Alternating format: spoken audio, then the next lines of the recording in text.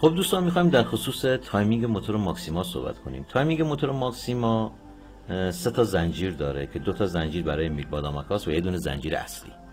زنجیرهایی که برای میل بادامکاس هر کدوم 2 تا دونه رنگی دارن و زنجیر اصلیمون 3 تا دونه رنگی.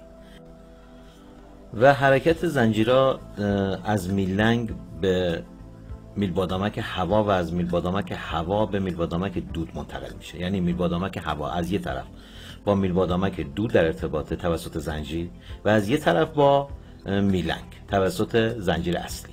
خب توجه کنید، تایم 2 تا میل بادامک با هم به این شکله که یه دونه از دونه رنگی های زنجیر روی میل بادامک دود روی علامت سنبه روی ساعت 9 قرار میگیره، روبروی زائده روی سینی، همینطور که دارید توی فیلم میبینید. ببینید زائده، زنجیر رنگی، علامت سنبه مقابل هم.